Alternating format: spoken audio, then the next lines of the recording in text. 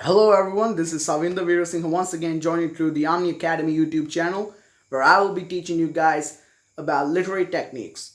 First of all, I would like to apologize to you guys in advance because I haven't uploaded a video in quite some time because I had a busy schedule and today was the only time I could find to record a video. So I would like to apologize to you guys in advance because I know you guys be waiting for this.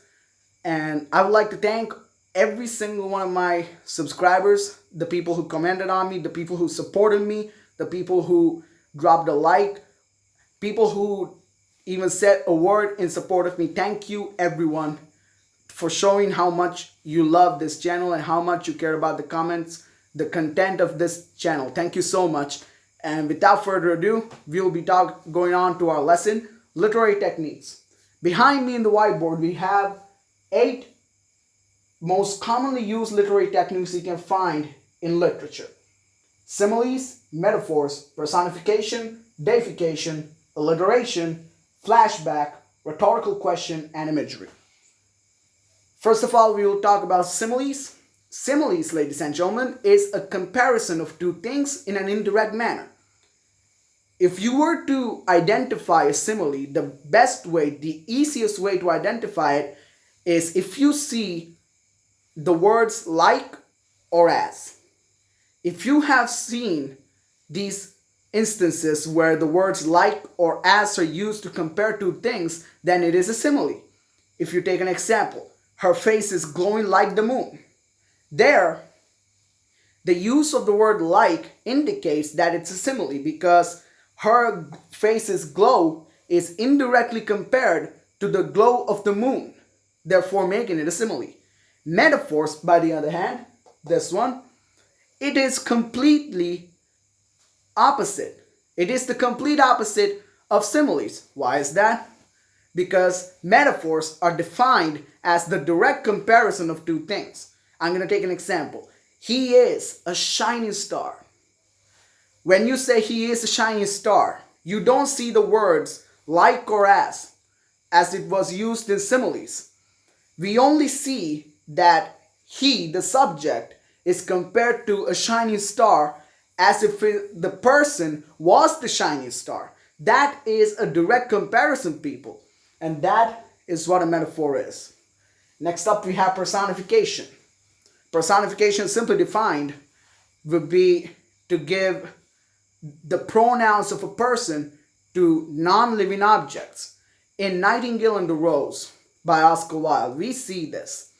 He goes on, that is, Oscar Wilde goes on to give out his story in a personified manner.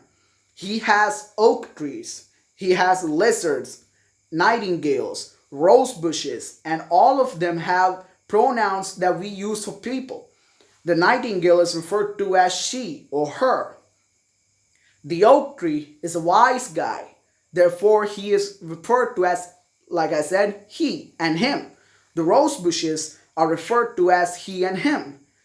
All those non-living things are given pronouns that we use for people. This is personification in a nutshell. We see this in many a work by Alfred Lord Tennyson, by Alexander Pope, Oscar Wilde, obviously. We even see this in modern literature.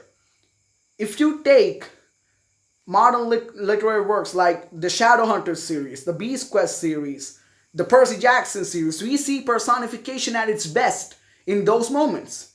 This is how we can identify personification. If an author or a poet or a playwright has used the words that we use for a person to identify a non-living thing, that is personification. Deification. This is sort of an extension of personification. There are some aspects of our life, some aspects of our lives that we consider to be godly. Of course, we can see this in many literary works that has ancient roots. If we look into the ancient times, we see these kind of things. People worshipped lightning, people worshipped trees, they worshipped the weather, they worshipped the sun, they worshipped the moon, they worshipped death.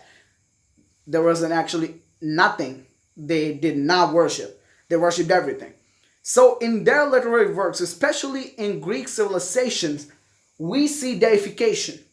Like the word death is written using a capital D, as if death is a person. This is what deification is. We take an aspect of our lives that we consider to be deity or that we consider to be immortal, and we capitalize the first letter of that word and give it a personified aspect. But the best thing about it is that it's like a god to the people. That is why deification occurs.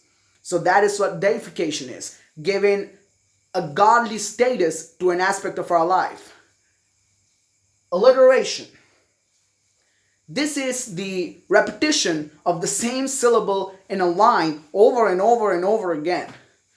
If we take a tongue twister, a very popular tongue twister I have in my hands right now, she sells seashells on the seashore. The S sound always repeats itself along that line. Tongue twisters are the best example when it comes to alliteration.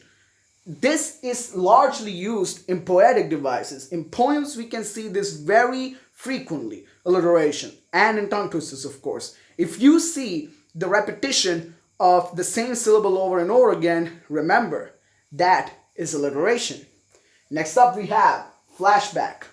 You might have seen this in movies or TV series or books. Of course, you can see this in books because this is literary works, right? But you have to remember that movies and TV series and the visual media that we see today is also literature, so we cannot let those out of our sight. Having said that, I'll talk about flashback. Think that we focus on a character and then all of a sudden we go on to study the character's history. Maybe about a certain situation in his or her life. That is flashback. I'm going to take a little example of this. If you have watched Avatar: The Last Airbender, in the third episode, the protagonist of the story, Aang, the Last Airbender, he reminisces about his past in the Southern Air Temple, and we see these visuals of him in the Southern Air Temple, training and everything.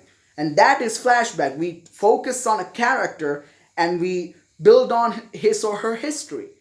We see this in many a TV series and, of course, many a movies and many a books. In books, of course, it is told in a sort of a narrative sort of way. The character narrates his or her life story or something that has happened to them in the past.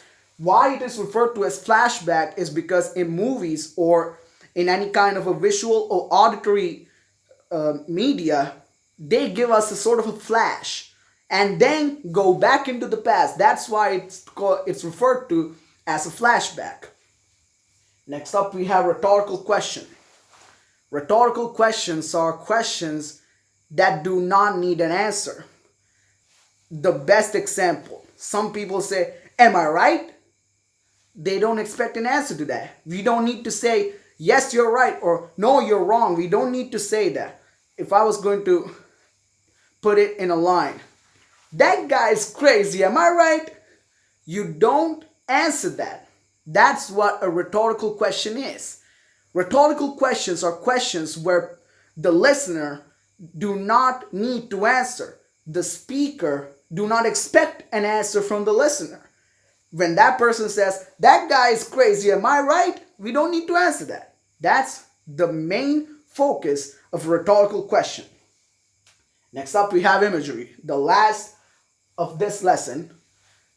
Imagery, ladies and gentlemen, is the use of words to create a picture in our mind of the world the story takes place in, or the historical account takes place in. This is what imagery is. Imagery touches our senses. We have 5 senses, ladies and gentlemen.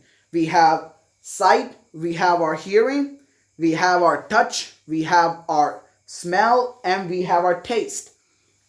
The 5 senses. Imagery appeals to these 5 senses.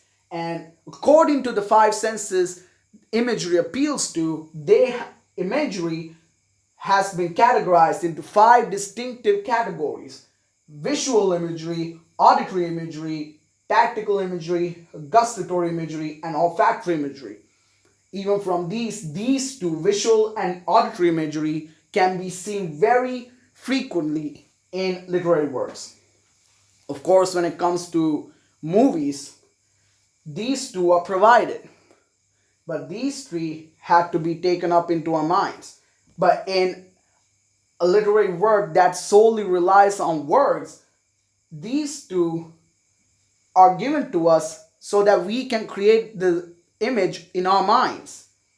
So if I am to say what these 5 words mean, visual imagery means that it's appealing to our sight. Auditory imagery means that it appeals to our hearing.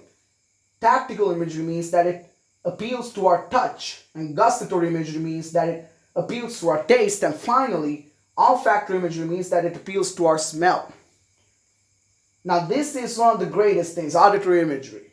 You see these words in literary works. Boom, splash, kaplow. Those are words that give us a sense in our hearing. This is auditory imagery. And visual imagery, of course, that happens all the time in words. They describe a certain place. The building was a tall one, made out of concrete, and the glasses were bulletproof. We get an imagery of the building. We get an image of the building in a visual manner. This is what visual imagery is. When it says tactical imagery, we can actually see these in romantic novels when the 2 couples are touching each other. We actually feel that touch in our skin. That is what tactical imagery is all about, the touch. Gustatory imagery, we see this in cooking books, mostly because when you mix the recipe in your mind, you get the taste of those things that you're mixing, those ingredients that you're mixing into food.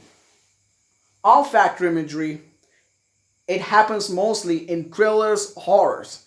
Those genres give out the best olfactory imagery because in thrillers, when you are walking down a street and if the author says that there's a dead carcass lying around on the street, then you get the feel that you have that carcass smell in your nose. And if you're going along with a horror story and they say that all of a sudden a sulfur smell came into our noses, you get the sulfur smell as well. This is olfactory imagery. So ladies and gentlemen, we are done with literary techniques. Of course, these are not the only literary techniques that we can see. There are more, but these are the most commonly used. Therefore, if you have any more questions, just comment, just put the question in the comment section and I will answer them honestly. And like, subscribe, and like I said, comment on the video, and I will see you again in another video where we will speak about the history and the development of English literature. Thank you so much for your support, guys, and don't forget once again to like and subscribe. Thank you so much.